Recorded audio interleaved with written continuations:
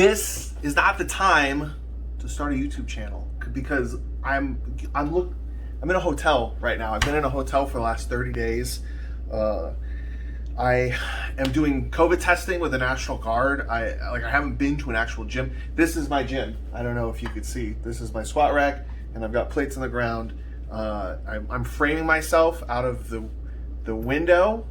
Don't worry, no one can see me because I've got a sweet roof view. But like, this is my life right now. And besides school and being away from my family and doing COVID testing in a sweet suit, I figure, I've been aiming to do a YouTube channel, and there's nothing stopping me. I mean, why not, right? So who am I? I am Scott Drapo of Scott Drapo Wellness. I am a super average powerlifter trying to get better. I'm a massage therapist. I am a Kabuki strength movement coach. I'm also a precision nutrition level 1 nutrition coach. And that's pretty much what Scott Drapo Wellness is about. It's about moving better, being stronger, eating gooder. That's not it. We'll work on the taglines later. But what did I want to talk to you about today? What I wanted to talk about today is you don't need like a full gym setup to get the work in. I obviously don't have one. I am lucky enough to have the resources to be able to get one of these. This is a Rogue, I think S1 or S2 squat rack, and I have a full gym at home, which you will eventually see, my home gym.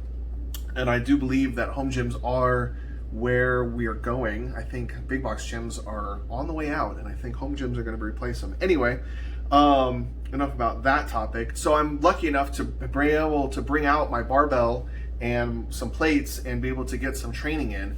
Of course, I do have the hotel gym, which we weren't even sure if that was going to be open. So it was literally just going to be me being creative. But that doesn't mean that you don't, you need all the fancy equipment. There's plenty of things that you can do, and you can get stronger without using weights and plates and barbells and dumbbells and kettlebells and all the fun things. They're really nice to have, but they are not necessary. I know that when I've been in the Army for 10 years, I'm in National Guard. I was active duty for a long time, and I got definitely more fit. Then I got a little less fit, but doing calisthenics and doing HIIT type workouts and doing all sorts of body weight exercises, as long as you're doing them correctly and as long as you're doing them with good form and good intensity, then there's no reason why you cannot get out there and be stronger and be a better version of yourself. So I would show you some of that stuff, and maybe in the future I will, but really what I wanted to talk to you about is just getting started. So I woke up in a big funk today. I'm not gonna lie. I woke up, I didn't want to go anywhere. I didn't want to do my job. I wanted to just lay in bed and mope. And you know what? I did for a little bit. I sat there and I let myself recover. And then I got up and I said, you know what? We're going to tackle the day. So we went, had a very busy day at work. And then I came here and I was just drained, right? And I just sat on the couch and I said, man, it would be okay if I didn't work out today. And then I thought, it would be okay, but would it be ideal? No. Every day that you put a little bit more effort into what your goal is going to be that much closer. And I could sit here and say all the cliche things, but it's really honestly true because I have been lifting for 6 years now. And it is something that has basically saved my life. When I was in the military, I was way out of shape. And that's not the military's fault. That is definitely on me, not putting in the effort. And basically what happened was my dad showed me a little weight routine. He's been lifting weights forever. And it's really unfortunate that I didn't get into it until much later in life, because that's something we could have shared. But showed me a little weight routine on the machines. And I really liked it. And I really started seeing progress. And so I got into I stumbled into powerlifting because it seems like everybody in the military really likes the bodybuilding routine, which is fine if that's what it is that you like to do, and that's great. Not for me. I don't like doing 15 to 30 reps of something. But I saw something where you could do 5 reps, 5 times, I'm in. So I started with Starting Strength by Mark Rippetoe, which is a pretty standard entry with 5-3-1 with Jim Windler, Starting Strength 5x5. There's a whole bunch of really great beginner programs where it's very linear, and we'll go over programming later on down the road. We're just getting into the introduction of who I am.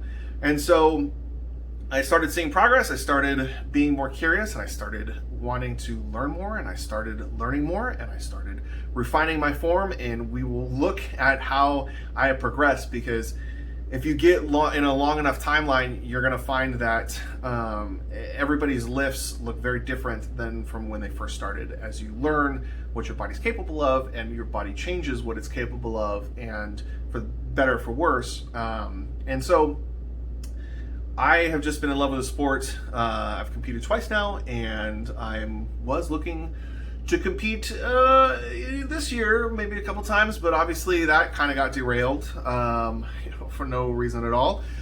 But we're going to compete, and the main goal of this channel is to educate, and I have a lot of knowledge that I think would be very useful to a lot of people. 2 is going to be to kind of document my road to make it to nationals. I don't think that you have to be the strongest guy on the block to coach people, and that's true for most of the time. Most of the time that people are naturally very good at something, they are not very good at explaining it to someone. So luckily I am super average, and so I'm actually really good at explaining concepts to people in a way that they're able to kind of grasp. So we're gonna talk about body stuff. I am a huge body nerd. I like kinesiology. I like anatomy and physiology. I like looking at the body as a system and a series of systems, and figuring out why something is happening and figuring out what is going on. That's why I became a massage therapist. That's why I became a strength coach, because I saw the gap from point of injury where people would come in, oh, my back hurts, hey doc, my knee hurts, all this stuff, and we would throw pills at them. We'd tell them, hey, rest it up and then you'll be fine. And then 6 months down the road, after they've rested and recovered, they never changed their movement pattern, and so they're coming back and it's the same injury, and they go through this for their whole career, and then they're on a permanent profile, and then they think they're forever broken. No one is forever broken unless you are, unfortunately, paralyzed. There are always ways to improve your situation. You just have to find the right people doing the right thing for your body. And I hope that a lot of the things that I'm teaching is going to be the right thing, and hopefully help you out as it's helped me out, because I used to have back pain, I used to have knee pain, my shoulders that's a totally different story, we'll get into that. But those type of achy everyday injuries don't bother me anymore, and that's strictly because of the education that I've received and the things that I've implemented within my own routine. And am I the best at it? No. I should be doing a lot more, but I am doing more than most people. And so in the perfect world, I would be doing 15 to 30 minutes of mobilization stuff every day. I am doing that when I'm lifting, but no one's perfect. And we'll talk about nutrition too. What is my philosophy with nutrition? And do I count macros? Do I do this? The answer is no. I don't count macros. I don't. I think that there's a lot of self-defeating systems out there, and I think that when you look at it, and I'm developing a program that's 12 weeks that has almost nothing to do with the amount of calories that you eat or the amount of food that you eat. It has strictly to do with habit-based nutrition food choices. So we'll get into that, I promise. This is the first video, and I'm rambling, and that's okay, because again, I don't have anything else to do. I'm sitting here, it is 8:30 in the evening. We're sitting here in the hotel room, just finished my workout. Now I get to go back on the computer and do a little homework. So nutrition, lifting, body movement, and we'll talk about my progress and how I'm making progress here, a little bit of my programming, a little bit of what my weak points are, what my strong points are, and how you can find those for yourself. So I welcome you on this journey. I don't know we're just gonna go with Scott Draper Wellness because that is my overall brand, and it's something that I take a lot of pride in, and it's something that I want to have for everybody. And for me, wellness is a strength, and strength is a wellness. And I really am looking forward to welcoming you along. So I'll leave your comments down in the doobly-doo down below of what you would like to see in the next couple episodes, and maybe I'll take that and run with it. Not run, I don't run. That's ridiculous. Run it. All right. On that note, I'm Scott from Scott Draper Wellness, and we'll see you in the next one. Bye.